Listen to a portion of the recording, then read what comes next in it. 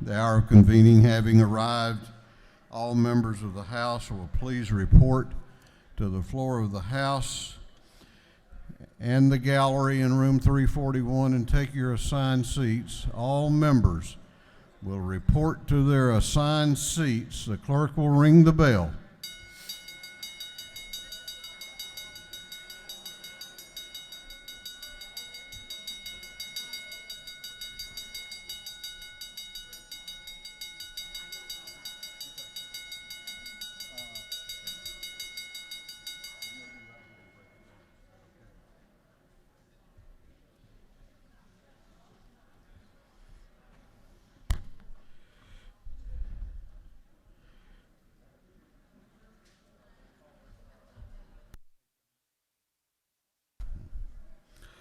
All right, we're about to have the morning roll call. All members present will please vote green to signify their presence in the chamber, and the clerk will unlock the machines.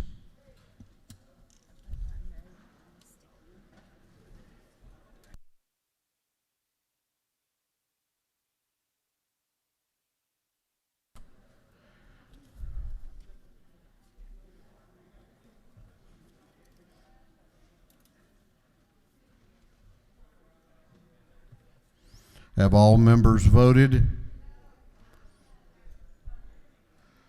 Have all members voted? If so, the clerk will lock the machines.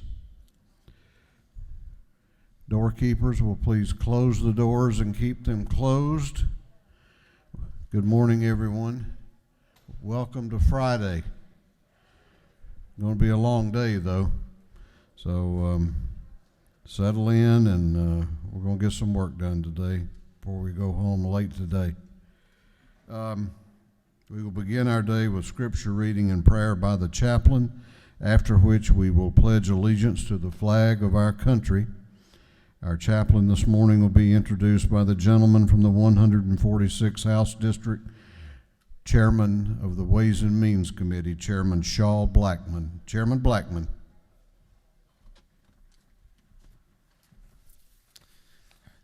Thank you, Mr. Speaker and fellow members. I have the pleasure today of introducing a friend and a real blessing to Middle Georgia, Pastor Levi Rozier. He and his wife have created the ministry at Harvest Builders Worship Center in Warner Robins. They are on a quest of putting together an army of builders and believers and equipping them to build their communities and homes and so much more. And I just tell you, he has really been a great leader, a great healing presence during the past year with COVID and everything, and a true blessing, he and his wife, to our community. And it's real exciting for me to be able to bring him for you this morning. Without further ado, I present to you, and it's my honor, Pastor Levi Rozier.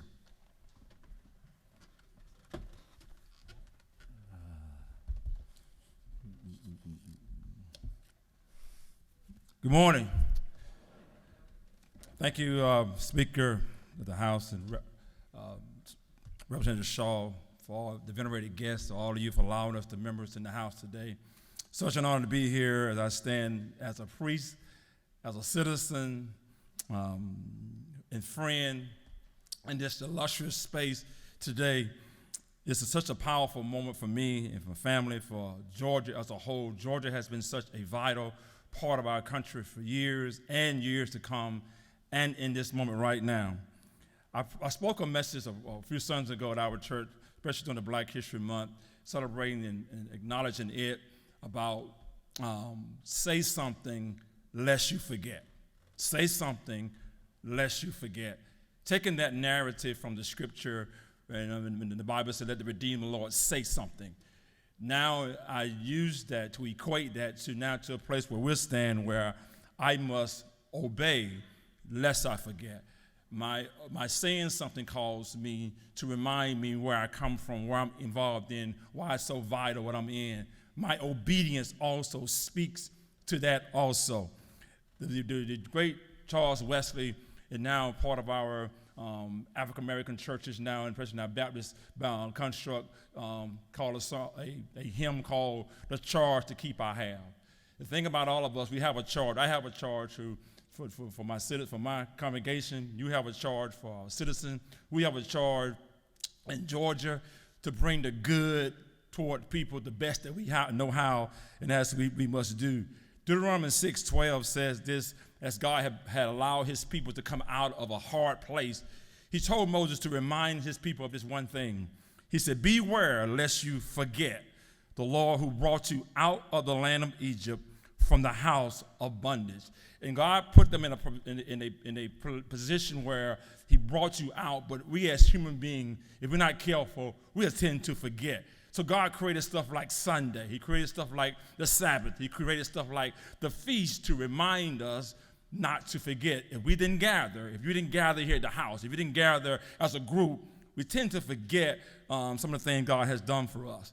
There was a guy in the Bible named Saul, who was a king, who God had allowed to take position of leadership. He had a charge to keep. He had a mission to do.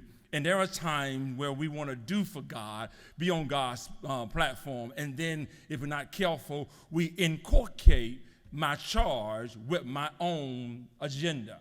So Paul in 1 Samuel 5:15-18, I got 5 minutes and I got 3 minutes. I'm a preacher, so I won't try to go into this text as I should.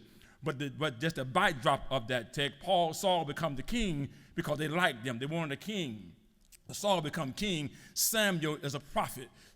God tells Saul, Saul, I need you to go take these certain people out. Don't buy nothing. Don't take nothing. Here's your charge, and here's what I want you to do. Well, Saul does the opposite. He goes there. He listens to some of his constituents, and he begins to take back some of the goods of that land. Saul comes back, and then Samuel walks up, because we all need somebody to check us every now and then, somebody to just be accountable for, someone just to say, hey, now I like you, you're the king, but that might not be the way of doing things. But Samuel was that guy. He was the prophet in the ear of Saul. He come to Saul and says, Saul, what is that I hear? What is that I'm hearing in my ear that don't sound right? Saul said, the people spoke and they liked the good. And so I know God gave me a charge and a mission, but I thought it'd be best just bring back some of the good. And God would be okay because it looked good on paper. He said, well, I know, but that was not your mission. That was not your charge. Your charge was to go destroy the land and come back and then celebrate God. I like what Samuel said. He said, Saul, let me tell you something. Obedience is better than sacrifice. My obedience, he said, I need you to obey lest you forget. Continue to work out your charge and your mission that I have assigned you to. And just because you inculcate your vision, your plan, your thoughts, your idea, your concept, it does not negate the charge that you and I have as citizens, you and I have as leaders, to still carry out the charge and the mission that God has assigned all of us. And I love how Charles Wesley, and now the first time I heard this hymn was not by Charles Wesley. The first time I heard this hymn, I was at my grandfather's church in Montrose, Georgia, at National Baptist Church. And at that time, as a young boy, I had no idea what they were singing until I got older and realized my own charge. He said the charge to keep I have. He said, God to glorify. Listen, those things I have to take on. My charge, my mission, and that's what I'm encouraging all of us as constituents, as Georgians, to take on our charge, take on our responsibility. Every time I obey, I'm telling myself, I will not forget. I will not forget. Every time I say thank you, it reminds me how far God has brought me. I encourage your heart. I encourage your mind. I encourage your spirit. I speak blessing over you to obey lest you forget. Let us all pray. Father God, today we thank you for this moment and we thank you for this space. God, it's by your omnipotent presence you allow us to be here, to be a part of the great assignment on our lives. All of us got a charge. God, whether you're a representative of your mom, or dad, a father, a doctor, a lawyer, whatever that is, we have a charge. And God, we need help to obey. Sometimes we get it twisted, but God, we ask for your fresh oil, fresh grace on the members, fresh grace on the workers, those who are assigned to help us carry out this charge. I speak your fresh anointing and grace over our lives this day. In Jesus' name, amen. Now let's to the praise. I pledge allegiance to the flag of the United States of America and to the republic for which it stands, one nation, under God, indivisible, with liberty and justice for all. Oh my goodness. Outstanding job. Doorkeepers will unlock the doors.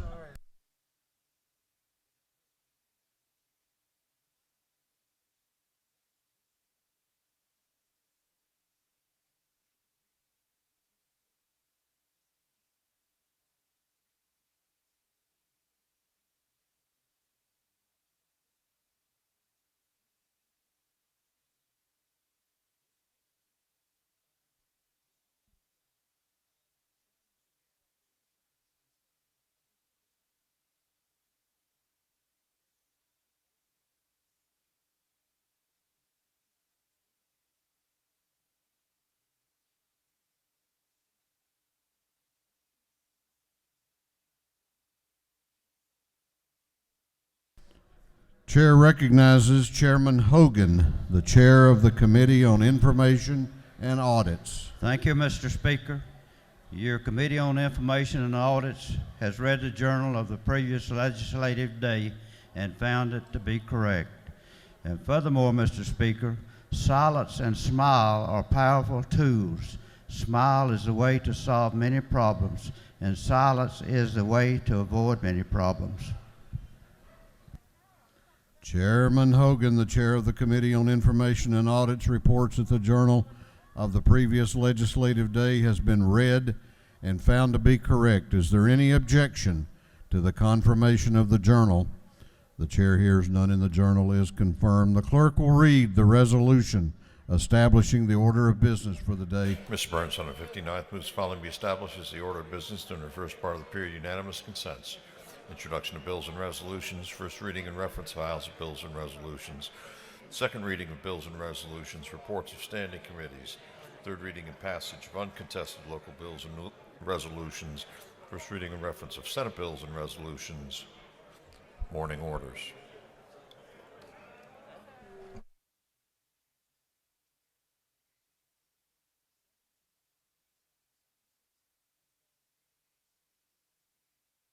Is there any objection to the adoption of the resolution establishing the order of business for the day? The chair hears none, and the resolution is adopted.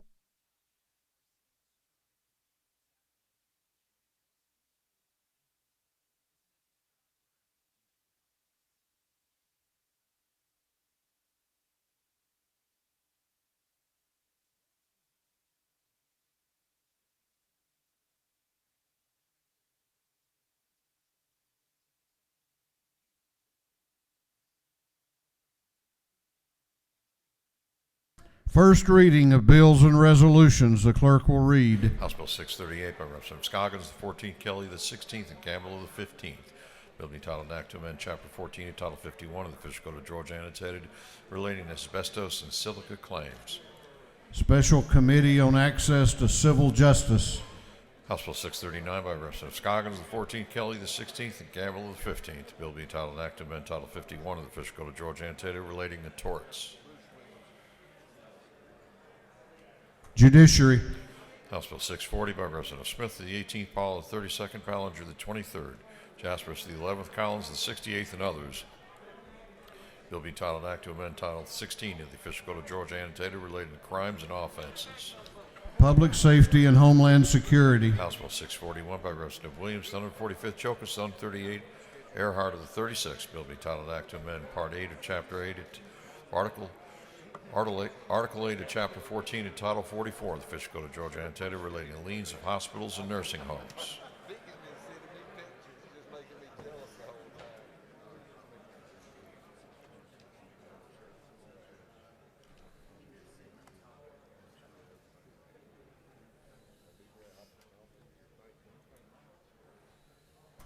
Judiciary. House Bill 642 by Representative Bernal, with the 77th, Scott of the 76th, Bazemore of the 63rd, a bill being titled Act to Amend Article 2, Chapter 3, Title 6 of the Official Code of Georgia Annotated relating to powers of local governments. Judiciary. House Bill 643 by Representative Bernal, with the 77th, Scott of the 76th, Bazemore of the 63rd, bill being titled Act to Amend Code Section 48.5.41 of the Official Code of Georgia Annotated relating to property tax exemptions. Ways and Means. House Bill 644 by Representative Dreyer, the 59th, Wen of the 89th, Jackson the 64th, Schofield the 60th, Robichaud the 48th. Bill be titled Act to Amend Chapter 3, Title 20 of the Official Code of Georgia Annotated relating to post-secondary education. Higher Education. House Bill 646 by Representative Glanton, the 75th, Jones the 25th, Belton of the 112th, Hughley the 136th, and Couch the 50th. Bill be titled Act to Amend Part 4 of Article 6, Chapter 2 of Title 20 the Official Code of Georgia Annotated relating to financing under the Quality Basic Education Act. Higher Education. House Bill 647 by Representative Smith, the 133rd, Smith the 70th, Washburn the 141st, Williams the 145th, and Dickey the 140th. Bill being titled an Act to Amend Part 1 of Article 2, Chapter 8 of Title 12 the Official Code of Georgia Annotated relating to general provisions relative to solid waste management. Natural Resources and Environment. House Bill 648 by Representative Schofield the 60th, Beverly the 143rd, Robichaud the 48th, Hutchinson the 107th, Scott of the 76th, and others. Bill be titled Act to Amend Title 30 of the Official Code of Georgia Annotated relating to handicapped persons. Health and Human Services. House Bill 649 by Representative Allen of the 40th, Wilkerson of the 38th, Cannon of the 58th, and McLeod of the 105th. Bill be titled an Act to Amend Article 1, Chapter 7, Title 31 of the Official Code of Georgia Annotated relating to regulations for hospitals and related institutions. Human Relations and Aging. House Bill 650 by Representative Cannon of the 58th, Limon of the 99th, McLean of the 100th, Schofield of the 60th, Thomas of the 39th, and others. Bill be titled an Act to Amend Title 34 of the Official Code of Georgia Annotated relating to labor and industrial relations. Industry and Labor. House Bill 651 by Representative Gilliard of the 162nd and Stevens of the 164th. Bill being titled an Act to Amend an Act authorizing the Board of Commissioners of Chatham County. Intergovernmental Coordination. House Bill 652 by Representative Ballinger, the 23rd. A bill being titled an Act to Amend Article 2, Chapter 11, Title 15 of the Official Code of Georgia Annotated relating to juvenile court administration. Juvenile Justice. House Resolution 236 by Representative Lott of the 122nd, Green of the 151st, Perkle of the 155th, LaHood of the 175th, and Gilliard of the 162nd. Resolution creating the House Study Committee on Safe Staffing of Nurses in Georgia. Human Relations and Aging. Senate Bill 22 by Senator Jones the 10th, a bill being titled an Act to Amend an Act providing for a new Board of Commissioners for Henry County. Intergovernmental Coordination. Senate Bill 105 by Senator Strickland the 17th, Kennedy the 18th, Thompson the 14th, Anderson the 43rd, Watson the 1st. Bill being titled an Act to Amend Article 1 of Chapter 10 of Title 17 of the Official Code of Georgia Annotated relating to procedure for sentencing and imposition of punishment. Judiciary Non-Civil. Senate Bill 143 by Senator Tippins of 37th, Dugan the 30th, Gooch of the 51st, Miller the 49th, and Kennedy the 18th. Bill be titled an Act to Amend Part 3 of Article 8, Chapter 14, Title 44 of the Official Code of Georgia Annotated relating to mechanics and materialmen. Judiciary. Senate Bill 159 by Senator Gooch of the 51st, Miller of the 49th, Burke of the 11th, Ginn of the 47th, and Payne of the 54th. Bill being titled an Act to Amend Chapter 2 of Title 20 of the Official Code of Georgia Annotated relating to elementary and secondary education. Education. Senate Bill 193 by Senator Mullis of the 53rd, Harper the 7th, Harbison the 15th, Jackson the 2nd, Hatchett the 4th of the 50th, and others. Bill being titled an Act to Amend Chapter 5 of Title 48 of the Official Code of Georgia Annotated relating to ad valorem taxation of property. Ways and Means. Senate Bill 211 by Senator Sumners, the 13th. Bill being titled an Act to provide that future elections for the office of Judge of Probate Court of Crisp County shall be nonpartisan. Intergovernmental Coordination. That completes first readers. Second reading of bills and resolutions. The clerk will read.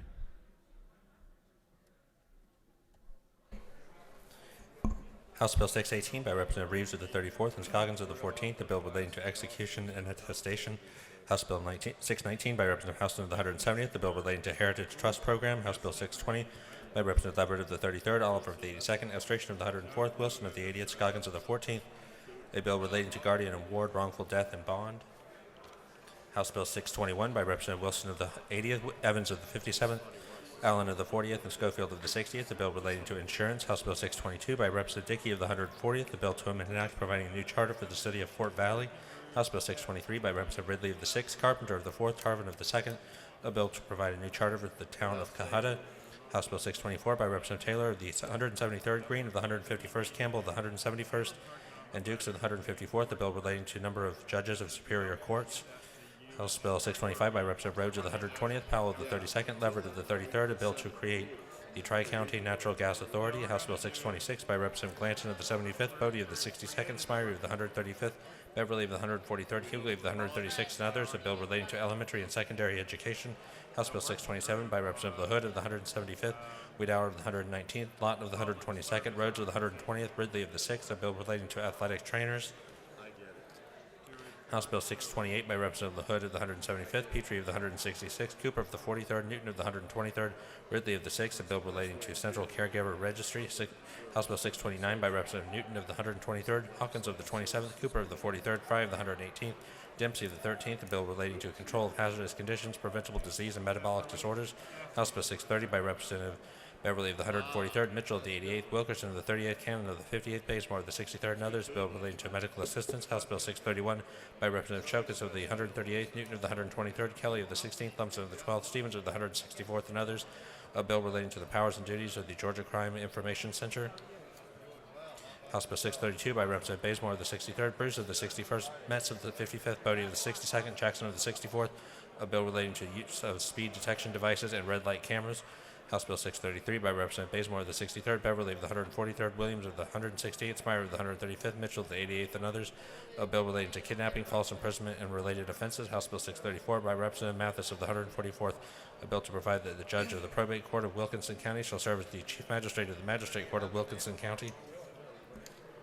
House Bill 636 by Representative Bodie of the 62nd, Hughley of the 136th, Barnell of the 77th, Davis of the 87th, Shannon of the 84th, and others, a bill relating to general provisions relative to labor and industrial relations. House Bill 637 by Representative Fry of the 118th, Neal of the 74th, McLaurin of the 51st, Douglas of the 78th, Howard of the 124th, a bill relating to control of hazardous conditions, preventable disease, metabolic disorders. House Bill 645 by Representative Gravely of the 67th, Smyre of the 135th, Powell of the 32nd, Hatchett of the 50th, Werkheiser of the 157th, and others, a bill relating to access to medical cannabis. House Resolution 220 by Representative Houston of the 170th, a resolution honoring the life of Mr. Homer C. Sumner, dedicating a road in his memory. House Resolution 221 by Representative Houston of the 170th, a resolution honoring the life of Mr. Charlie D. Rogers and dedicating a road in his memory. House Resolution 222 by Representative Anderson of the 10th, Thomas of the 21st, Carson of the 46th, Dickey of the 140th, Washburn of the 141st, and others, a resolution creating the House Study Committee on Annexation. House Resolution 223 by Representative Evans of the 83rd, Washburn of the 141st, Buckner of the 137th, Thomas of the 21st, Couch of the 50th, resolution creating the Joint Study Committee on Sustainable Materials Management on State Properties. House Resolution 235 by Representative Fry of the 118th, Clark of the 108th, Walensky of the 79th, Alexander of the 66th, McLaurin of the 51st, and others, resolution urging the United States Congress to pass a constitutional amendment to establish voting as a right granted to all eligible United States citizens. Senate Bill 51 by Senator Thompson of the 14th, Anaverta of the 31st, Raharbin of the 16th, Payne of the 54th, Robertson of the 29th, and others, a bill relating to educational programs under the Quality Basic Education Act.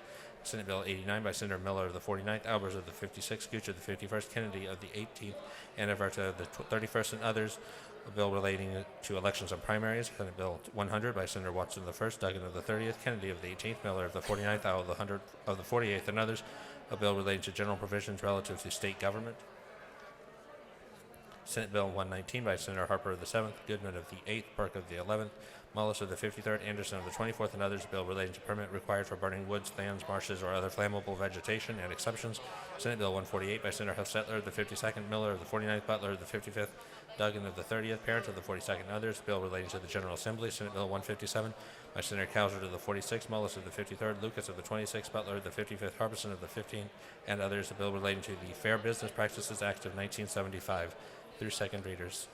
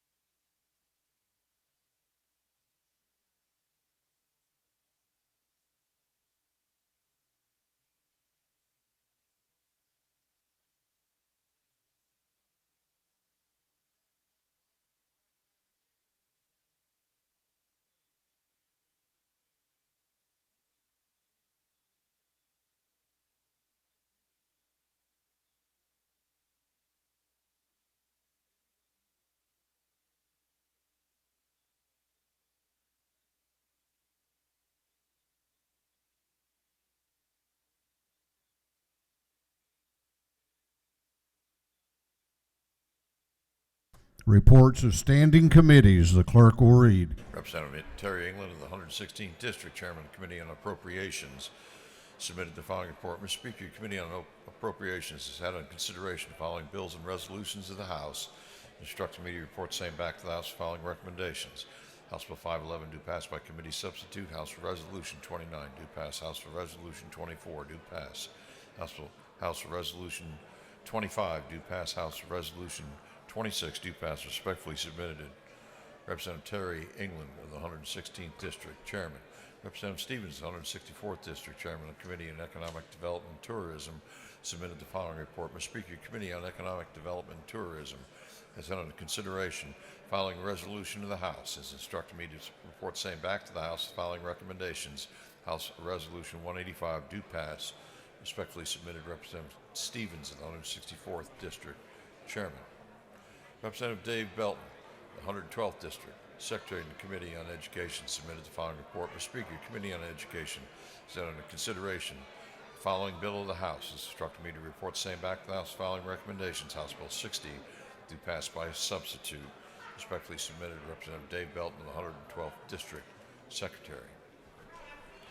Representative Jan Taggart of the 160th District, Chairman on Committee on Intergovernmental Coordination Local, submitted the following report. Mr. Speaker, your Committee on Intergovernmental Coordination Local is under consideration the following bills of the House. Has instructed me to report same back to the House. Following recommendations: House Bill 253 do pass by substitute.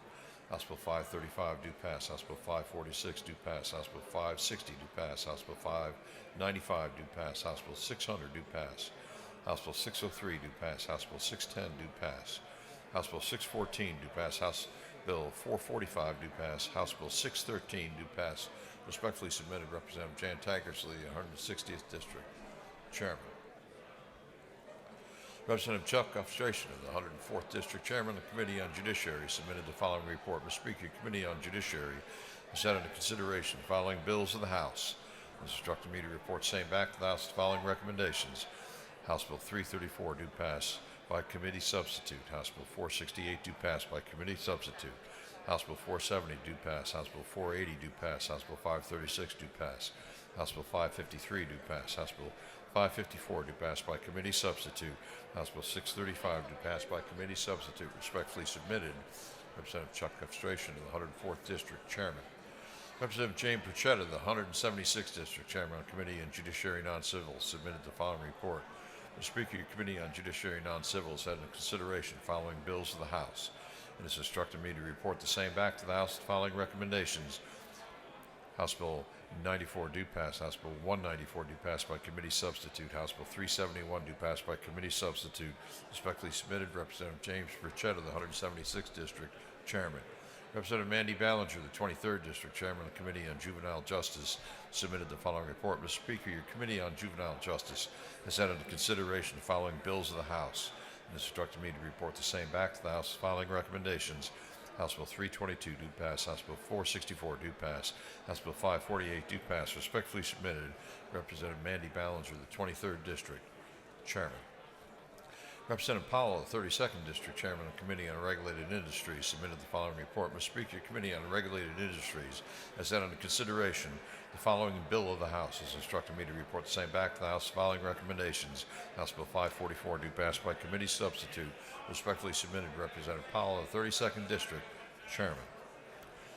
Representative Rick Jaspers of the 11th District, Chairman of the Committee on Transportation, submitted the following report. Mr. Speaker, your Committee on Transportation has had under consideration following bills of the House. Has instructed me to report the same back to the House. Following recommendation: House Bill 577 do pass. House Bill 588 do pass. Respectfully submitted. Representative Rick Jaspers of the 11th District, Chairman. Representative Shaw Blackman of the 146th District, Chairman on Committee on Ways and Means, submitted the following report. Mr. Speaker, your Committee on Ways and Means has had under consideration the following bills of the House. Has instructed me to report same back to the House. Following recommendations: House Bill 32 do pass by committee substitute. House Bill 302 do pass by committee substitute. House Bill 477 do pass. House Bill 586 do pass by committee substitute. House Bill 587 do pass by committee substitute. House Bill 593 do pass. Respectfully submitted. Representative Shaw Blackman of the 146th District, Chairman. That completes the readings of the report of the standing committees.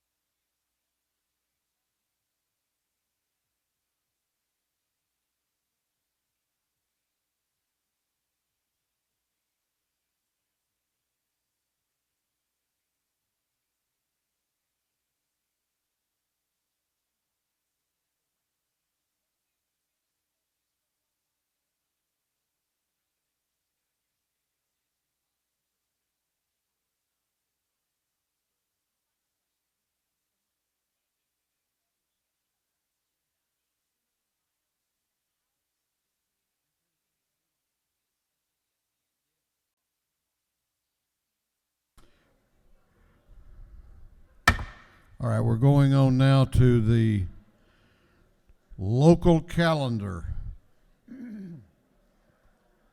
Third reading and passage of uncontested local bills. If there is no objection, we will vote on the local calendar as a whole with a recorded vote. Hearing none, it is so ordered. The clerk will read the local calendar.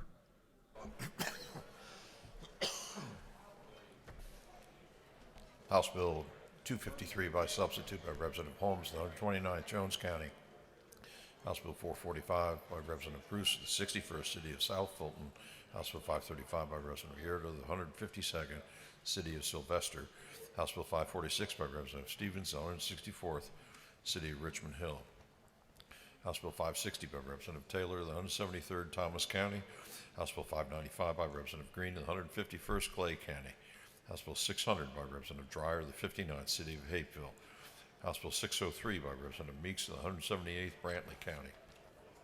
House Bill 610 by Representative Dickey, the 140th Bibb County.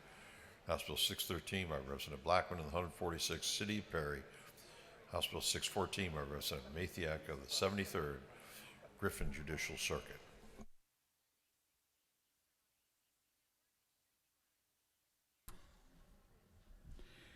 Is there any objection to the previous question being ordered on the local calendar? The chair hears none. The previous question is ordered. Is there any objection to agreeing to the report of the committee, which was favorable to the passage of the bills? The chair hears none. The report of the committee is agreed to. Shall these bills now pass? All those in favor of the passage of the bills on the local calendar will vote aye. Those opposed will vote no, and the clerk will unlock the machines.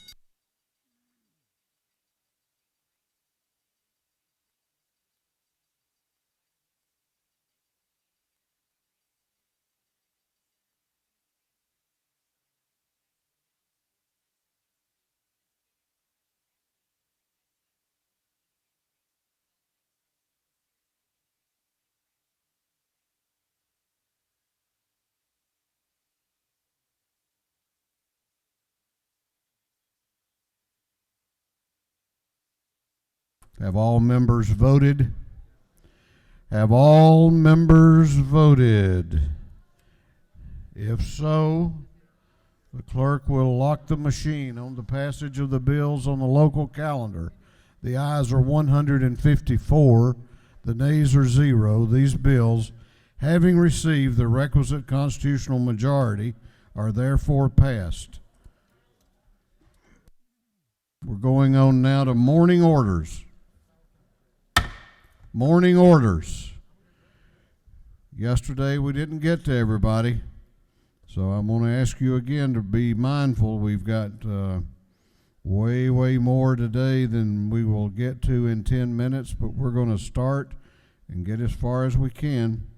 Chair recognizes Representative Al Williams for a morning order.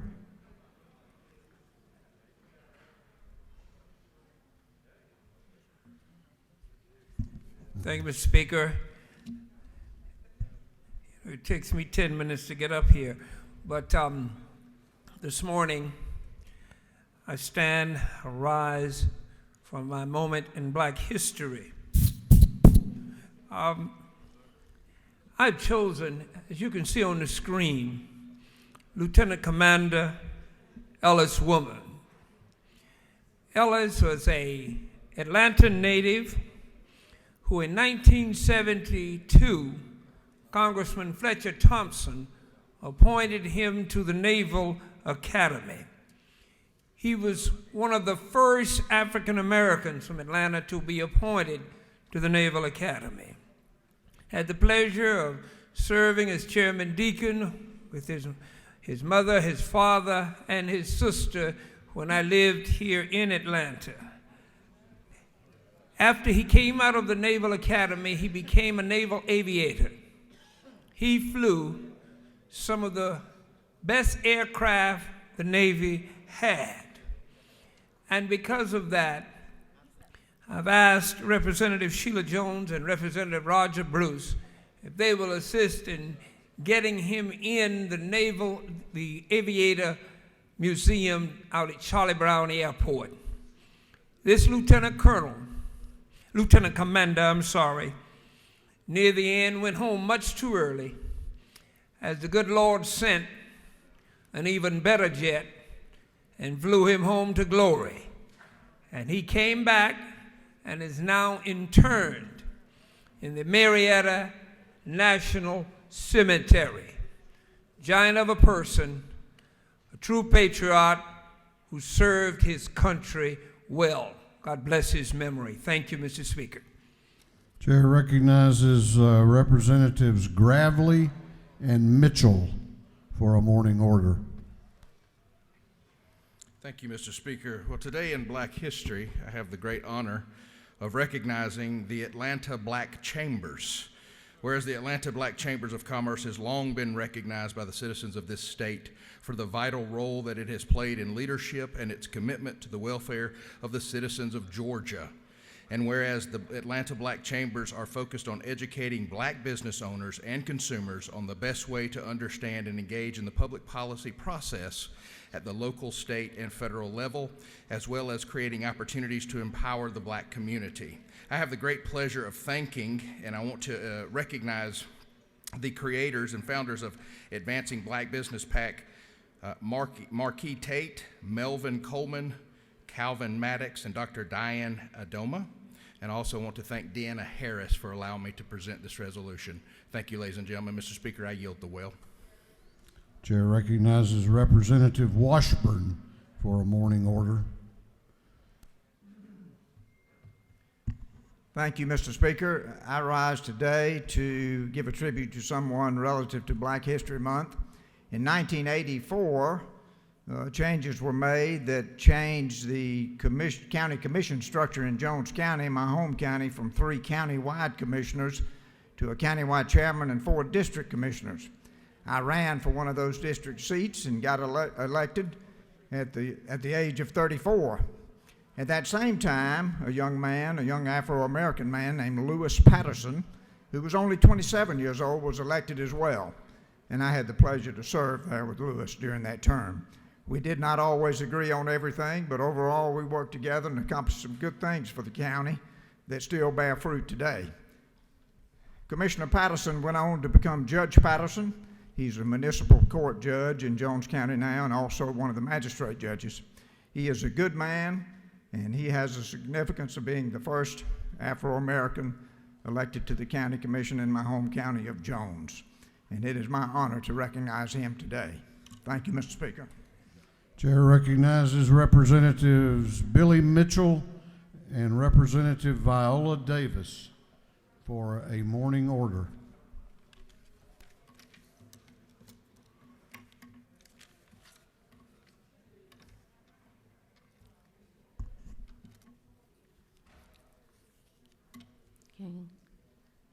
We recognize Friday, February the 26th, 2021, as City of Tucker Councilman Bill Rosenfield Day at the state capitol to honor the life and memory of late Councilman Rosenfield during this morning order on the House floor. During his tenure in the Tucker City Council, Councilman Rosenfield was passionate about the city's development and worked diligently to improve living conditions for the residents of Smoke Rise, including resurfacing road, revamping parks and recreation areas, and renovating the Peters Park neighborhood, a historical African-American community located in the city of Tucker in DeKalb County. He was a successful businessman who advocated for small businesses in Tucker, an active member of the Tucker Rotary Club, and served on the board of directors for Tucker North Lake CID. Our City of Tucker Mayor Frank Almond stated, and I quote, "His public service grew naturally out of a lifetime of private and personal service to his family, many, many friends, and countless community organizations." We ask that you join with us for a moment of silence to recognize February the 26th as Councilman Bill Rosenfield Day. Thank you, Mr. Speaker. Chair recognizes Representative Gamble for a morning order.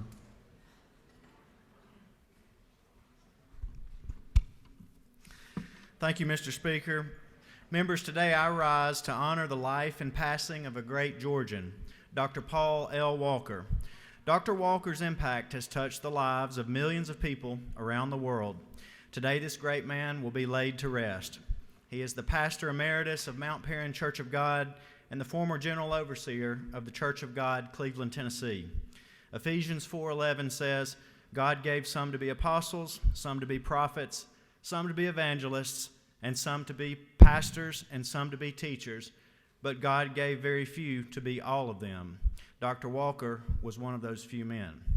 Please join me in a moment of silence as we honor his life and remember his wife Carmelita, his son Dr. Mark Walker, who is the president of Lee University, and the over 164,000 Georgians who are members of the Church of God denomination. Thank you.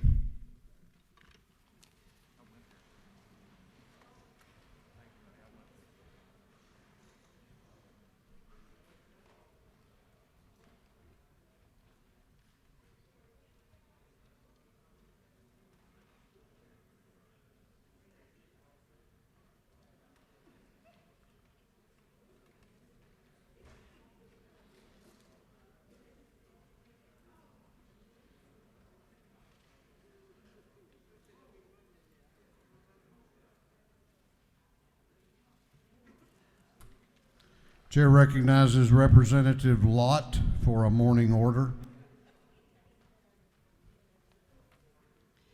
Thank you, Mr. Speaker. Good morning, colleagues. I rise today to bring your attention to the coronavirus relief package that is being debated currently in Washington, D.C. This is important and is not a partisan issue in Georgia. It affects all of our constituents. The coronavirus relief package that is being debated is a $1.9 trillion assortment of spending programs and is too large to dissect every piece from the well today. But I do need to highlight one part, that is the direct aid to the states. Please listen, all of us should be concerned. Under the CARES Act, assistance to state and local governments was distributed by population to ensure all citizens were treated equitably as we all recover from the impacts of this pandemic. But now, under the new administration and new leadership in Congress, they have devised a formula that withholds funding from some states while rewarding others. As a matter of fact, Georgia is the #1 state in the nation in terms of dollars withheld when compared to what we would be in line for under a per capita formula. New Yorkers are slated to receive 50% more assistance per person than Georgians.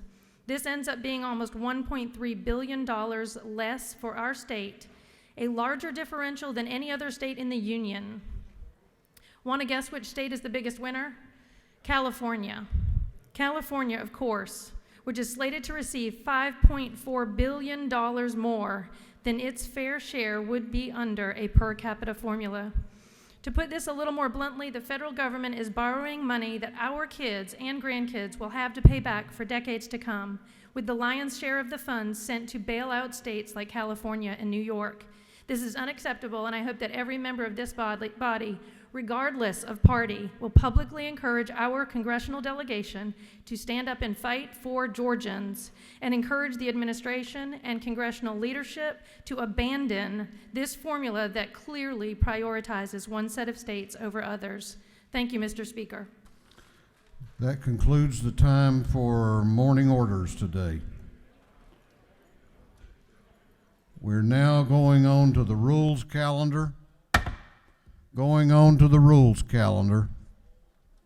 Clerk will read the caption to House Bill 437. House Bill 437 by Representative Howard of the 124th to be entitled, an act to amend Chapter 60, Title 36 of the Official Code of Georgia Annotated, relating the general provisions applicable to counties and municipal corporations so as to require attendance at self-service motor fuel establishments to dispense motor fuel to individuals with special disabilities. This bill having referred to the Committee on Health and Human Services, that committee recommends that this bill do pass by committee substitute. Chair recognizes Representative Howard to present the bill.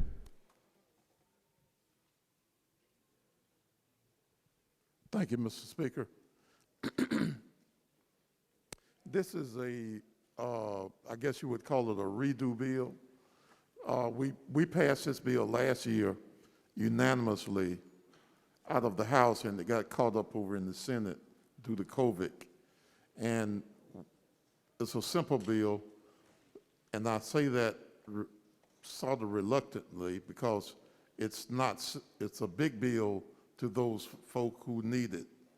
And it's simply asks the service stations around the state to put up signage on their pumps to make sure that if a person with a disability drives up to that station, they will have a signage on the pump with a phone number that they can call into the station and ask for assistance if they need assistance in pumping their gas.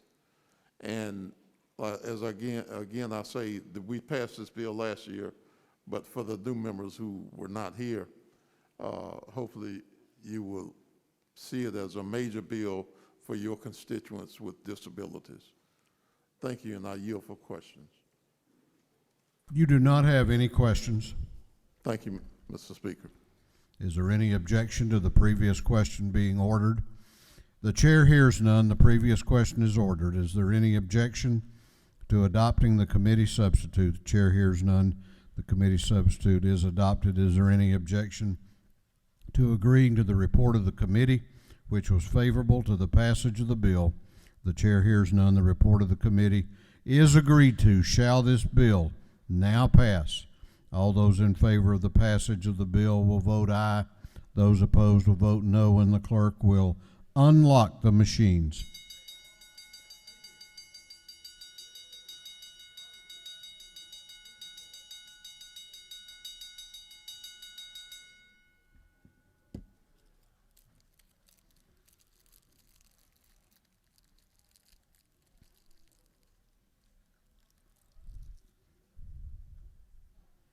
Have all members voted?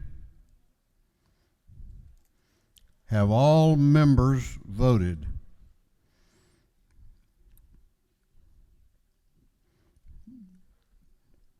If so, the clerk will lock the machine on the passage of House Bill 437. The ayes are 142, the nays are 17.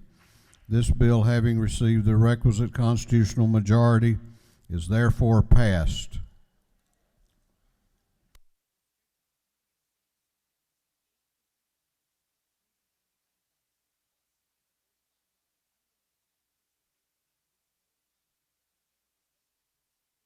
Clerk will read the caption to House Bill 449. House Bill 449 by Representative Smith and the 133rd and others to be entitled an act to amend Chapter 9 entitled 25 of the Official Code of Georgia Annotated relating to blasting or excavating near utility facilities so as to revise the Georgia Utility Facility Protection Act. This bill having been referred to the Committee on Energy, Utilities, and Telecommunications, that committee recommends that this bill do pass. Chair recognizes Representative Vance Smith to present the bill. Thank you, Mr. Speaker. Ladies and gentlemen, we have a code update with a couple of revisions. This is the Georgia Utility Coordinating Council. It deals with underground utilities, whether it be gas or electric. The 16 associations that get together, they've been meeting since June, and they've come to a conclusion that these are some of the items that need to be updated in the Georgia code so that we make sure we continue to handle the permitting and the inspection process so that the feds won't come down and take over this. We want to make sure we're out in the front, and we've done a great job. Georgia's a leader in this category. They've also added a section where if a line is hit, such as a gas or hazardous gas material, they will call 911 and make them aware of it. We appreciate the consideration of the subcommittee and the committee, and I would certainly appreciate your consideration in this matter. If you have any questions, I'll be glad to try to answer them. Thank you, Mr. Speaker. You do not have any questions. Is there any objection to the previous question being ordered? The chair hears none. The previous question is ordered. Is there any objection to agreeing to the report of the committee, which was favorable to the passage of the bill. The chair hears none. The report of the committee is agreed to. Shall this bill now pass? All those in favor of the passage of the bill will vote aye. Those opposed will vote no, and the clerk will unlock the machines.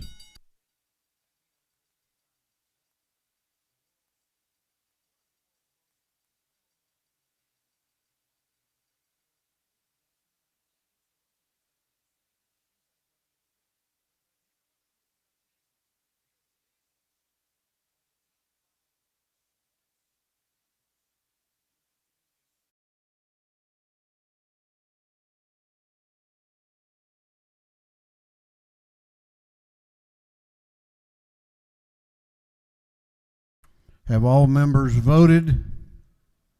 Have all members voted?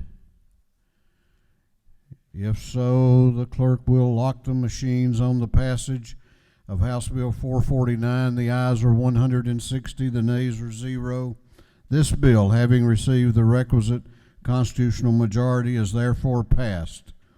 Clerk will read the caption to House Bill 458. House Bill 458 by Representative Cooper, the 43rd, to be entitled an act to amend Chapter 34, Title 43 of the Official Code of Georgia Annotated relating to physicians, physicians' assistants, and others, so as to require certain training related to sexual misconduct for members of the Georgia Composite Medical Board. This bill having referred to the Committee on Health and Human Services, that committee recommends that this bill do pass by committee substitute. Chair recognizes the chairman of the Health and Human Services Committee, Chairman Cooper, to present the bill. Thank you, Mr. Speaker. Ladies and gentlemen of the House, I bring to you today the substitute from the Health and Human Services Committee for House Bill 458.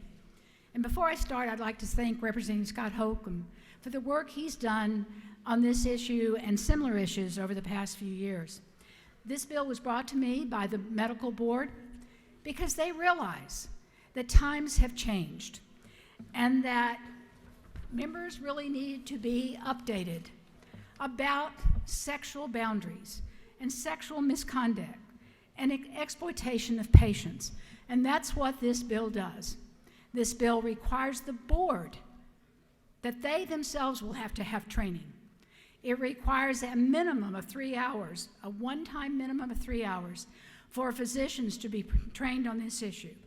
And it also requires that our medical schools put this into their curriculum, giving them a lot of leeway so that young physicians come out and know that times have changed. And even among the younger people, there are certain things that used to be accepted that are no longer accepted. We have to take that training here in a much smaller way, and we are not as on intimate terms with each other as you find physicians do as they go about in their daily lives.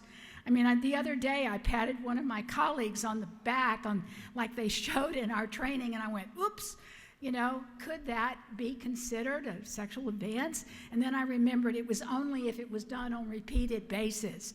But you have to think about these days. The other thing that this bill does, as the board, one of the things that they have known that they could do, and they have done, is that when a physician is being investigated for sexual misconduct, that if it rose and the investigators from the board found that they felt like it was putting patients in danger, they could suspend the license. But that was not really explicitly spelled out in their law, in the law. So this bill puts that into law. The last thing it does is it gives us a report and tells us how many people, how many doctors have been reported for sexual misconduct, how many have been found guilty in a court of law, if the board knows that yet, but how the board handled them. Was there a private order given?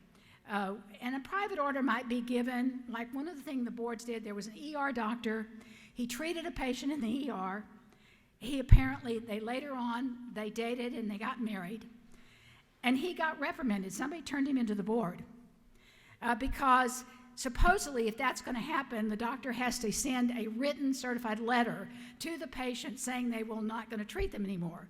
But this was an ER visit, and that doctor got sent off was given a private order, but what happened was he got sent off for 3 weeks to a special course and training session on sexual misconduct. So we will get a report of how many public orders were given, private orders, was the person found guilty, and charged by law, the kind of information, so we can see where we are in the state. I would ask for your favorable consideration of House Bill 458, and Mr. Speaker, if there's any questions, I will be glad to answer them, or I will yield the well. You have a couple of questions if you care to yield. I'll take one or two, sir. Chair recognizes Representative Cannon to your left for a question. Does the lady yield? Yes. What is implicit bias training? I would think that that probably means that how women feel about it or men feel about what is the limits and the boundaries. I really, Representative Cannon can't be more, I can't really tell you more about that, sorry. Do you further yield? One more, Mr. Speaker. Chair recognizes Representative Bazemore to your left for a question. Thank you. Does the lady yield? Yes. Thank you. If it's found that a healthcare provider is aware of a case of Yes. sexual assault on a patient but has not reported it, what are the ramifications? Oh, thank you, Representative Bazemore, for doing that. If another physician knows that one of their colleagues is conducting themselves in such a manner and does not report it to the board, they can be fined. If found guilty, they can be of not doing that. They can be fined $1,000 to $5,000, or if what they didn't report was egregious, and I would say, like, if they were a sports doctor, like the one that's just been reported in the news up north, and they knew another sports doctor was sexually assaulting all those young athletes and didn't, I would imagine, and this gives the board the right to even further reprimand the physician. Thank you for those questions, and Mr. Speaker, I will yield the well. Is there any objection to the previous question being ordered? The chair hears none. The previous question is ordered. Is there any objection to adopting the committee substitute? The chair hears none. The committee substitute is adopted. Is there any objection to agreeing to the report of the committee, which was favorable to the passage of the bill?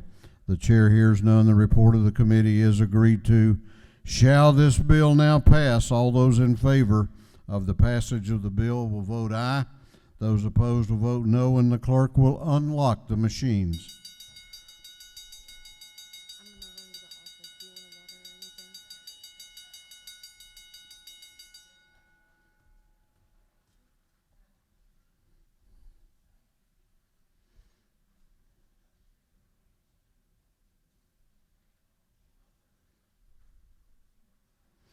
Have all members voted?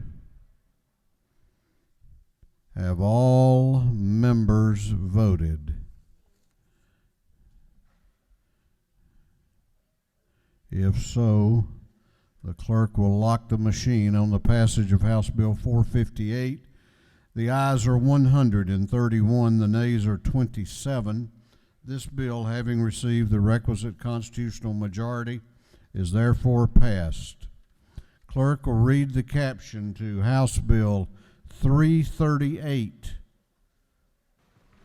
House Bill 338 by Representative Deloach, the 167th, and others to be entitled an act to amend Code Section 40.536 of the Official Code of Georgia annotated relating to veterans' licenses, honorary licenses, and other distinct driver's licenses, so as to revise qualifications for the issuance of veterans' driver's licenses. This bill having referred to the Committee on Motor Vehicles, that committee recommends that this bill do pass by committee substitute.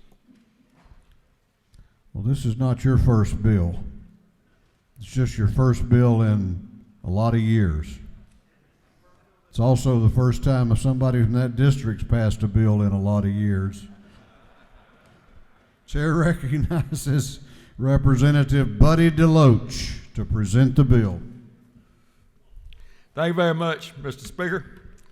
It's nice to be back. Ladies and gentlemen of the House, this bill deals with the definition of veterans to qualify for a veteran's driver's license in the state of Georgia. Over the years, this definition got massaged and changed and really got to the point that it got so convoluted that the department decided that they would require all applicants for a veteran's driver's license to go to the VA and let them determine who was eligible. So you have to go down to the VA, and that could take 4 or 5 hours to see a counselor and get your little certificate and take it back to get your driver's license.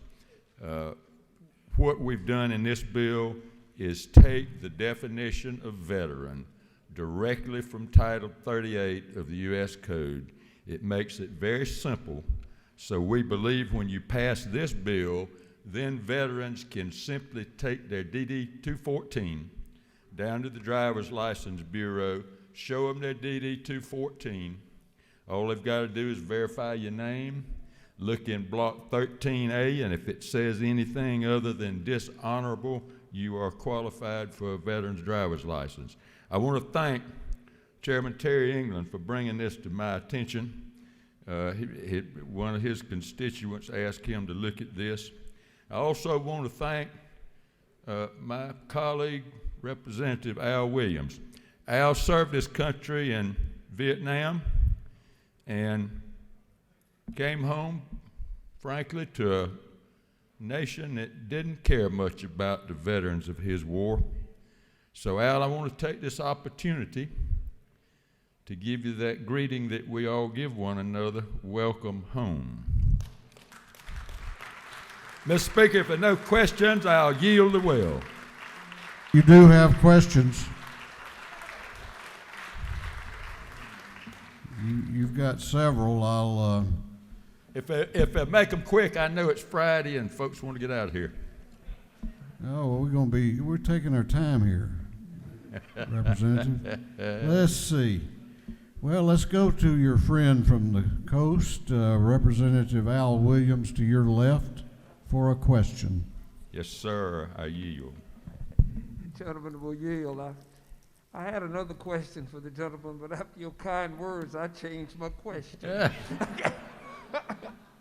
But is it not true that you were born and raised or spent most of your time and still have a business in Liberty County, which gives you access to the Ralph Johnson Clinic there? That is true. And is it not true that a bill like this in an area that has as high a veteran population as we do, this certainly is a help, because it can really be a deterrent to sit up there all day just to get a little form? Thank you for that question, and that's true. Liberty County happens to be the home of the premier fighting force in the world, the 3rd Infantry Division, Rock of the Marne. Oh, tell Representative Bill Hitchens that again. Let's see what the other Williams cousin wants to inquire about. Chair recognizes up in the gallery Representative Noel Williams for a question. He waves me.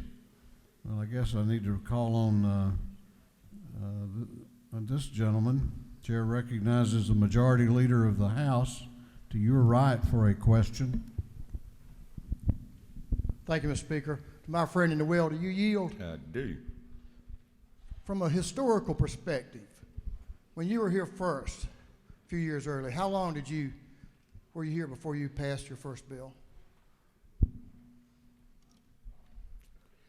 Well, I was always in the minority. I don't know that I ever got one directly, but I got a lot of amendments on there, and I spent some time down in the well talking about some I didn't like.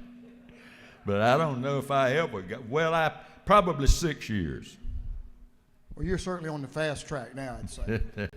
Thank you. I hope to try to make a contribution. And you have, and you're still making that contribution. Gentleman, yield for one more question. I do.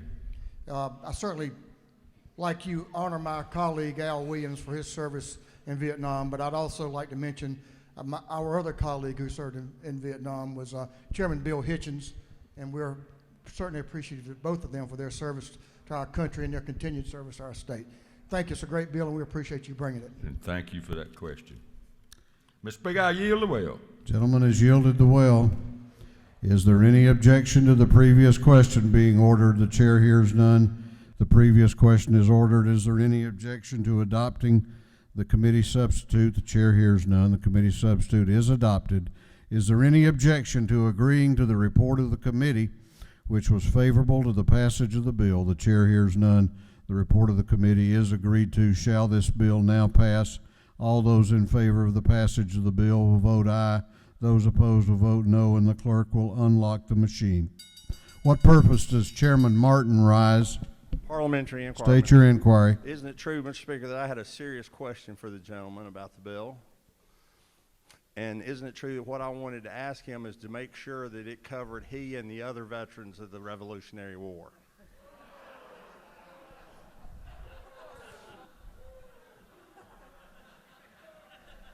What purpose does Representative DeLoach rise? Mr. Speaker, I'd just like to... Parliamentary inquiry? Parliamentary inquiry, Mr. Speaker. Mr. Speaker, isn't it true that Chairman Don Hogan was my commanding officer in that war?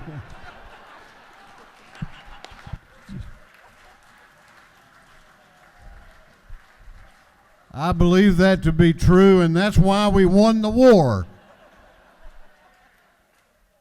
Have all members voted? Have all members voted?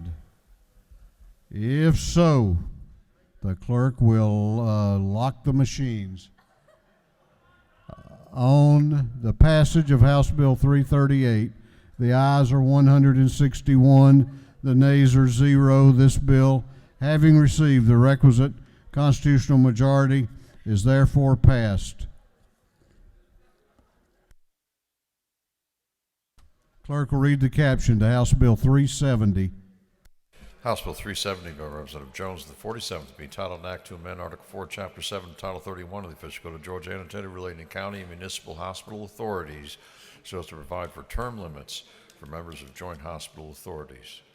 This bill having referred to the Committee on Health and Human Services, that committee recommends that this bill do pass. Chair recognizes the Speaker Pro Tem of the House, Representative Jones, to present the bill. Thank you, Mr. Speaker. I'd like to present House Bill 370. And first, I'd like to say it only pertains to the Fulton DeKalb Hospital Authority, no others in the state.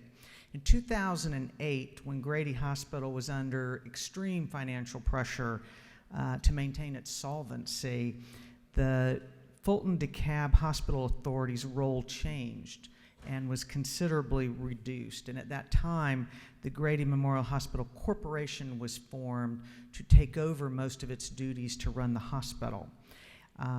Since that time, the authorities now receives $3 million in lease payments from the hospital, the majority of which is intended in current law to be funneled back to the hospital to pay for indigent care and to fulfill existing pension obligations.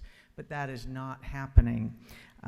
We're hopeful that with this clarification on the hospital's role and how they are to spend their expenditures or spend the monies from the lease payment, that over $1 million yearly will go back to Grady Hospital. So what the bill does, number one, is it further clarifies how those monies can be spent, most of which are already in current law. And it also imposes term limits very similar to the corporate boards, the Grady Hospital corporate board's term limits. And with that, Mr. Speaker, I'd be happy to answer any questions. You do not have any questions. Well, thank you, and I'd appreciate your favorable consideration of House Bill 370. We have a member that wishes to be heard on the bill. The chair recognizes Representative Bennett to speak to the bill.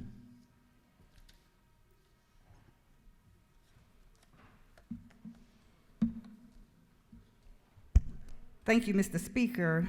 Colleagues, I rise in opposition to this bill because things are not always as they seem. Once again, this bill on the surface seems to enact term limits to an authority who, under local control, can set their own limits. Why this and why now? Things are not always as they seem. The Fulton DeKalb Authority is the only entity, as Madam Speaker Pro Tem has offered, affected by this bill. Although not mentioned by name in the bill, things are not always as they seem. Why this and why now? The Fulton DeKalb Hospital Authority is by statute in place and entered into a lessor-leasing agreement with the Grady Hospital Corporation, and any operational agreements can be worked out administratively. Why this bill and why now? Because things are not always as they seem. So today, my colleagues, I stand here in opposition to this bill, having notified the author and had conversations with the signers on this bill, because I believe that this agreement can be worked out and continue to be given to local control. Because this is an attempt likened to taking away local rule from an authority when this can be done administratively and upon agreement of both parties working together. So again, colleagues, this bill is targeted specifically at individuals and once again takes away local control. So I ask that if you are in favor of local control, that you vote no against House Bill 370, because it sets a precedence that exists in no other hospital authority in our state. Thank you, Mr. Speaker, and I do yield the well. You yield for questions? No, Mr. Speaker, I yield the well. Lady has yielded the well. Is there any objection to the previous question being ordered? The chair hears none. The previous question is ordered. Is there any objection to agreeing to the report of the committee, which was favorable to the passage of the bill? The chair hears none. The report of the committee is agreed to. Shall this bill now pass? All those in favor of the passage of House Bill 370 will vote aye. Those opposed will vote no, and the clerk will unlock the machine.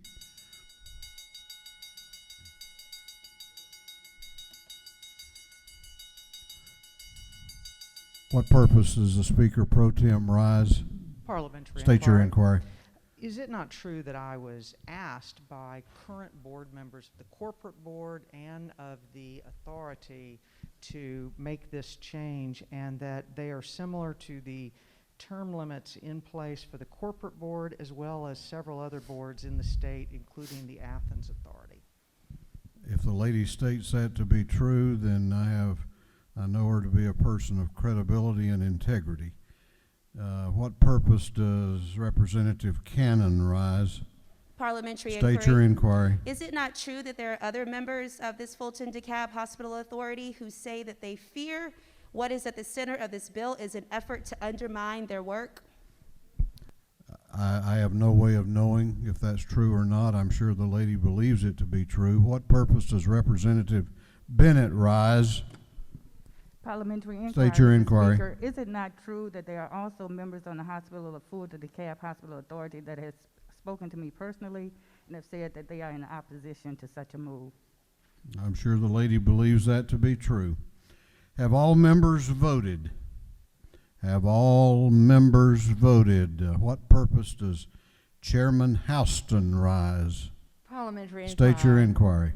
Is it not true if this body had not stepped in 2008 with the assistance of Representative Pam Stevenson, Grady Hospital would be in deep trouble? I believe that to be true. Thank you. Have all members now voted? If so, the clerk will lock the machines on the passage of House Bill 370. The ayes are 105, the nays are 59. This bill, having received the requisite constitutional majority, is therefore passed. Clerk will read the caption to House Bill 336. House Bill 336 by Representative Corbett of the 174th to be titled an act to amend Chapter 23 of Title II of the Official Code of Georgia Annotated relating to hemp farming so as to provide for compliance with federal laws and regulations. This bill having been referred to the Committee on Agriculture and Consumer Affairs, that committee recommends that this bill do pass by committee substitute. Chair recognizes Chairman Corbett to present the bill. Thank you, Mr. Speaker. Members of the House, I'll bring before you HB 336, LC 441689S. Over the past couple of years, we've passed legislation dealing with hemp farming in Georgia. What House Bill 336 does, we clarify what the definition of processing is in the bill. We're aligning Georgia's language in our bill with some federal language that they have in the federal rules and regs. They finally got out this past year. We're clarifying the background and fingerprinting process, and we lowered the renewal fee. It was going to $50,000 a year. We lowered it to $25,000, the way in the old bill was original set up, and we raised a surety bond for the processors from $100,000 to $300,000 in this bill, Mr. Speaker, and that's what we're doing, and I'll stand for any questions, if there are any, Mr. Speaker. You have a couple of questions, and do you yield? I'll yield for a couple. Chair recognizes Representative Wilson in the gallery to your right for a question. Will the gentleman yield? Tell my friend I will. Is it not true that you made some changes to this bill in committee, listening to some complaints from small farmers and consumer advocates to make this a better bill? Absolutely. We had quite a good debate in the Ag Committee the other day, and with Chairman Dickey did a great job with that committee, and with the input that we got, we did make changes to the bill in committee, and I appreciate your input as well. I appreciate your help.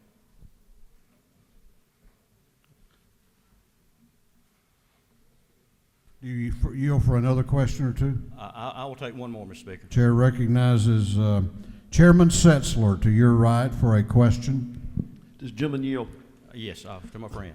Appreciate your efforts on this. I know a couple years ago we had a kind of a little trip up where we were inadvertently created conditions where solicitors couldn't bring marijuana prosecutions because of the confusion with code section. Has that issue been fixed previously, or does this bill fix that? Well, with much debate last year between the Prosecuting Attorneys Council and GBI and everything, this is what we came up with. Is a test that is out there that is available now to the law enforcement. Is sort of like the test they have for marijuana. It will contest it to tell if it is positive. This will tell you if it's 1% or less. So they have a test out there available to them that they have that will do this. So this bill doesn't affect that. We already have that ability, and this the ability's out there now for they have a test where they can carry around the car. It's not as quite as cheap as the one that can tell if it's marijuana, but this will get it down and tell you if it's less than 1%. It won't tell you if it's less than 0.3, but if it's less than 1, it's not marijuana anyway. So just for members that are concerned about the subject matter, this bill has been vetted and does not affect that in any way, correct? No, it does not affect that in any way at all. No, sir. Thanks, sir. Mr. Speaker, I yield the well and ask for your favorable consideration.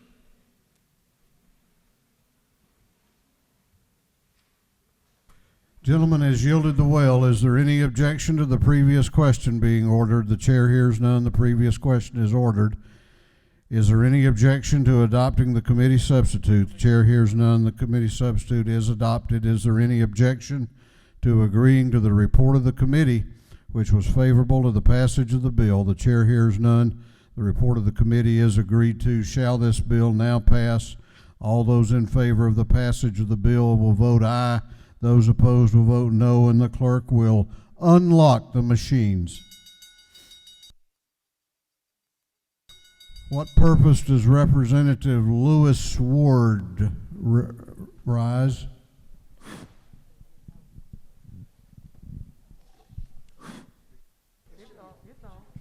Parliamentary inquiry. State your inquiry. Is it not true that I supported this measure in committee, and after having an aha moment, I realized that it does not help the small farmers to sell their products to the market, causing them to rely on their producers?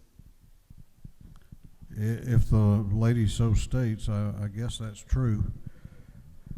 Have all members voted?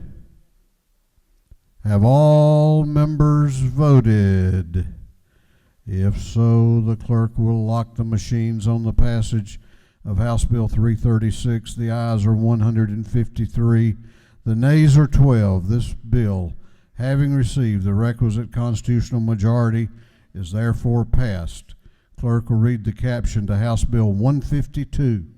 House Bill 152 by Representative Wiedauer, the 119th, to be entitled an act to amend Part 1A of Article 7 of Chapter 3 of Title 20 of the Official Code of Georgia annotated relating non-public post-secondary education institutions so as to revise provisions regarding the exemption applicable to certain institutions operating on military installations.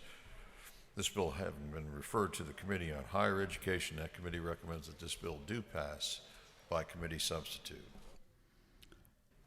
Chair recognizes Representative Wiedauer to present the bill. Thank you, Mr. Speaker and colleagues. I bring you House Bill 152. It is a department bill for the Non-Public Post-Secondary Education Commission. This bill does simply three things to hopefully make the department a little more efficient.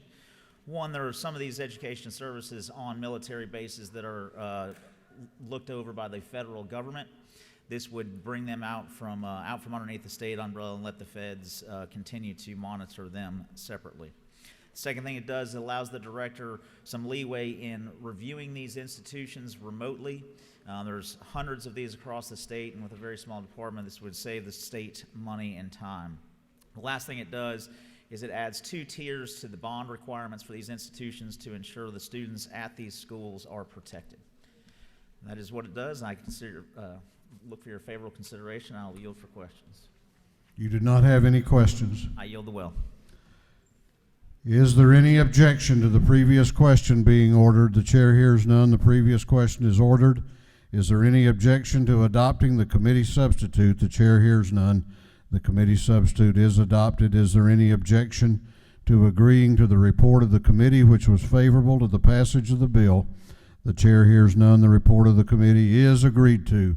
Shall this bill now pass? All those in favor of the passage of House Bill 152 will vote aye. Those opposed will vote no, and the clerk will unlock the machine.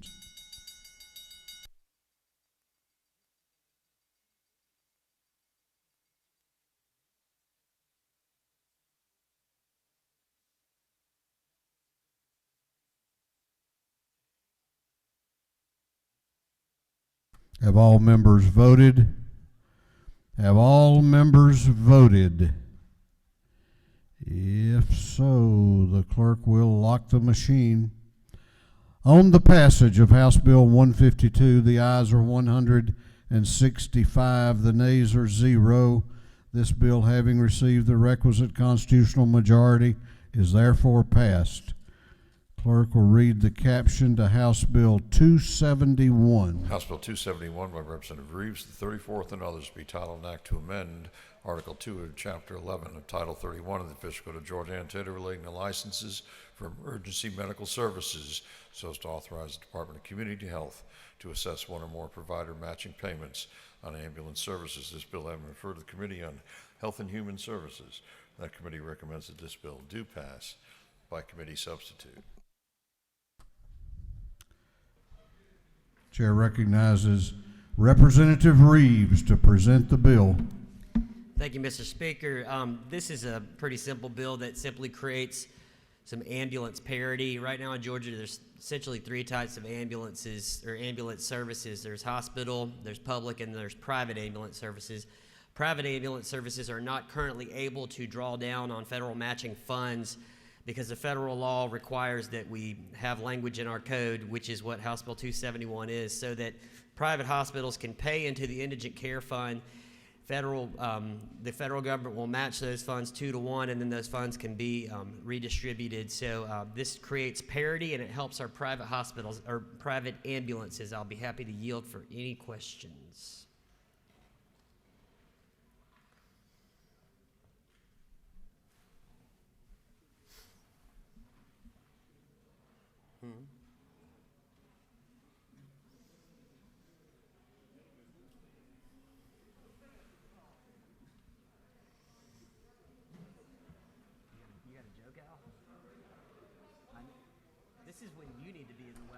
You have a couple of questions if you care to yield. Sure, I'll yield, Mr. Speaker. Chair recognizes Chairman Hawkins to your right for a question.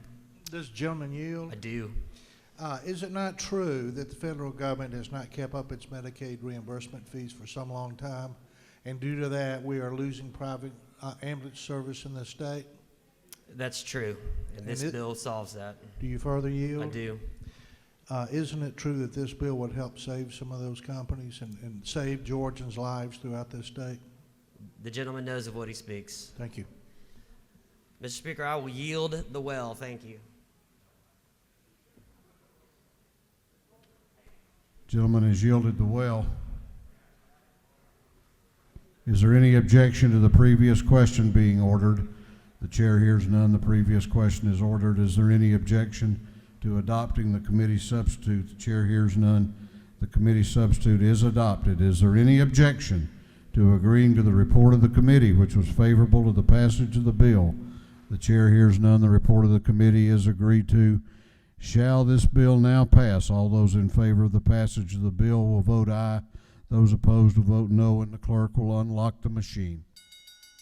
What purpose does Representative Bentley rise? Parliamentary inquiry. State your inquiry. Mr. Speaker, is it not true that I was going to ask my seatmate about his bill relating to when ambulances break down, because the ambulance that was transporting my husband to Savannah Hospital on December 30th broke down between Macon and Meta, Georgia? Would this bill fix situations regarding maintenance of ambulance services across the state?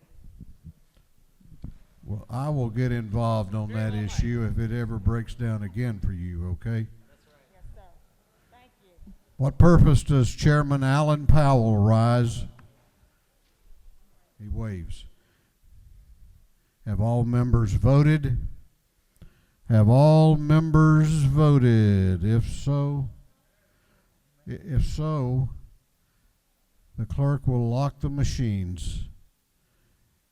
On the passage of House Bill 271, the ayes are 160, the nays are 0. This bill, having received the requisite constitutional majority, is therefore passed. Clerk will read the caption to House Bill 384. House Bill 384 by Representative Dollar of the 45th and others to be entitled an act to amend Title 40 of the Official Code of Georgia annotated relating to motor vehicles and traffic, so as to provide for the issuance of traffic citation to a vehicle owner in lieu of the individual operating the motor vehicle in certain instances. This bill having referred to the Committee on Motor Vehicles, that committee recommends that this bill do pass. Chair recognizes Chairman Matt Dollar to present the bill. Thank you, Speaker.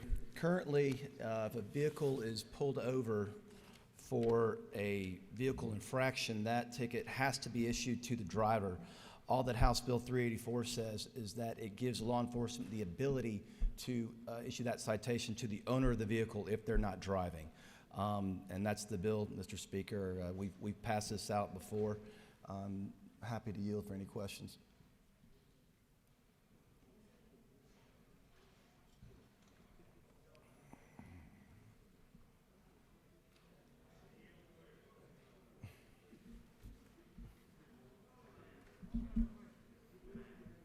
You have a question if you care to yield. I'll yield. Chair recognizes Representative Al Williams to your left for a question. I don't yield, Mr. Speaker. The gentleman yield. Yes, sir.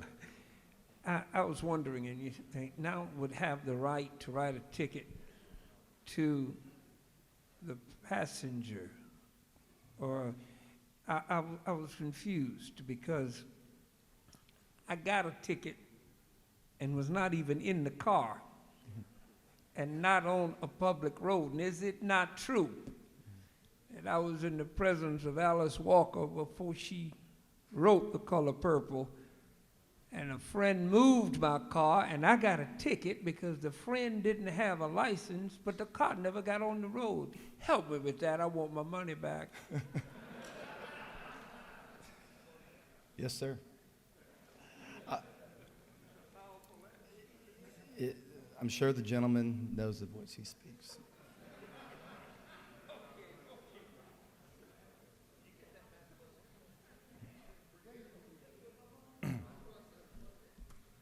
No further questions. I yield to well. Is there any objection to the previous question being ordered? The chair hears none. The previous question is ordered. Is there any objection to agreeing to the report of the committee, which was favorable to the passage of the bill? The chair hears none. The report of the committee is agreed to. Shall this bill now pass? All those in favor of the passage of the bill will vote aye. Those opposed will vote no, and the clerk will unlock the machines.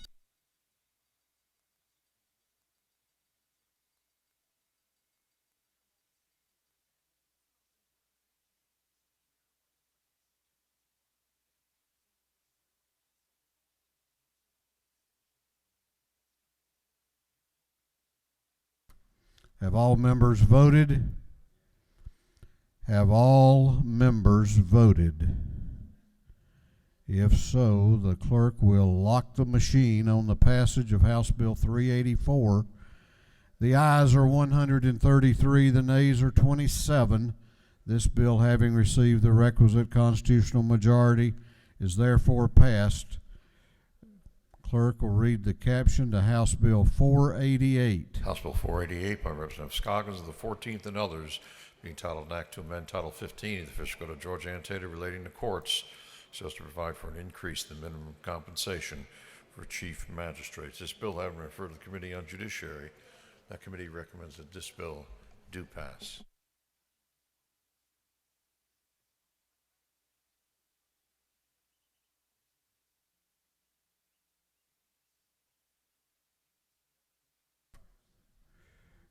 Chair recognizes Representative Scoggins to present the bill. Thank you, Mr. Speaker. Members, today I bring to you House Bill 488. This is the same exact bill that we passed last year. It was House Bill 765 that passed out of here 142 to 25. It went over to the Senate and they changed the effective date, so it came back to us and we ran out of time. But this is a bill that would change and level the playing field for the constitutional officers. Got a adjustment in their minimum compensation brackets in 2019 that was brought on by Representative Knight. This would bring the magistrate judges up to that same level. It also deals with probate judges who also serve as magistrate judges too. This bill only affects about 70 counties in the state. Most all the magistrate judges' salaries are set by local legislation, so this only affects 70 counties, and I would ask for your favorable consideration. And I will yield for questions if there is any. You do not have any questions. Thank you, sir. Is there any objection to the previous question being ordered? The chair hears none. The previous question is ordered. Is there any objection to agreeing to the report of the committee, which was favorable to the passage of the bill? The chair hears none. The report of the committee is agreed to. Shall this bill now pass? All those in favor of the passage of the bill will vote aye. Those opposed will vote no, and the clerk will unlock the machines.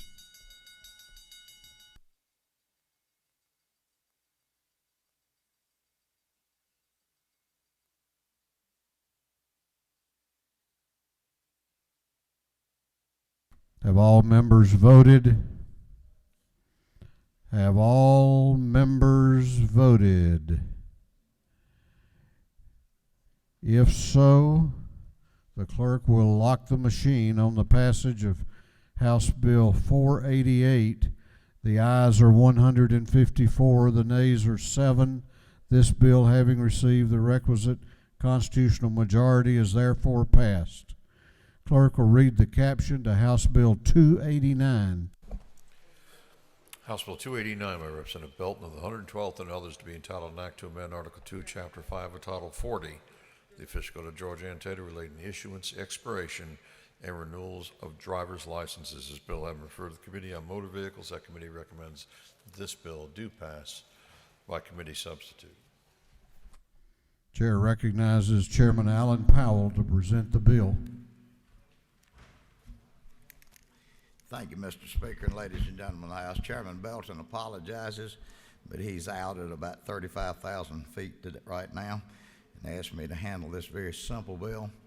A lot of y'all know that his passion of working with things that were to help the military.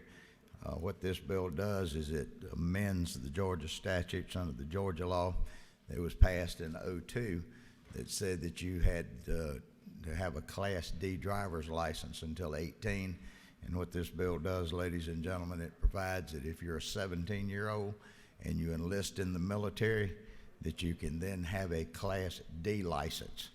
Very straightforward, very simple bill. And I'm sure I'd ask for your consideration, as would Chairman Belton.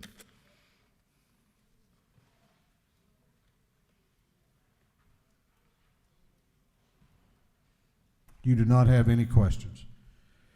Is there any objection to the previous question being ordered? The chair hears none. The previous question is ordered. Is there any objection to adopting the committee substitute? The chair hears none. The committee substitute is adopted. Is there any objection to agreeing to the report of the committee, which was favorable to the passage of the bill? The chair hears none. The report of the committee is agreed to. Shall this bill now pass? All those in favor of the passage of the bill will vote aye. Those opposed will vote no, and the clerk will unlock the machines.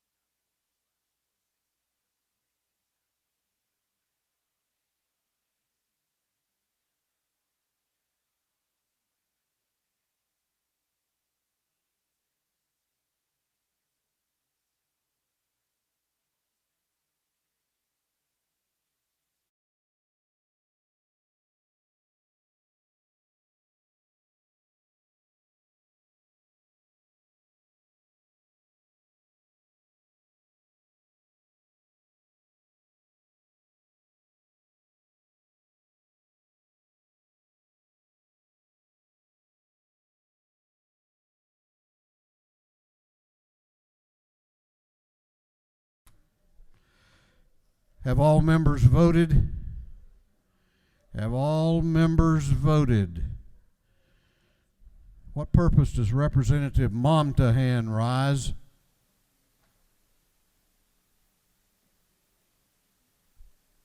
I can't hear you. Okay. Mr. Speaker, can you hear me now? I can hear you now. Okay. Pursuant to rule number 133, I would like to excuse myself from this vote. Gentleman has that right, and the journal will so reflect. Have all members now voted? If so, the clerk will lock the machine on the passage of House Bill 289. The ayes are 162. The nays are 0. This bill, having received the requisite constitutional majority, is therefore passed. House will... we're going to take a lunch break, but let me tell you why you need to come back. We got a few bills, and we have an adjournment resolution to take up after lunch. It should be ready by then, and if it makes you feel better, the state senate's just now getting to work for the day, and they're going to be here for a while. Chair recognizes Chairman Hatchett for an announcement. Thank you, Mr. Speaker. The majority caucus will meet upon recess for lunch. When we recess in the Floyd Room, Twin Towers. This house will be in recess for lunch until 1:20 p.m.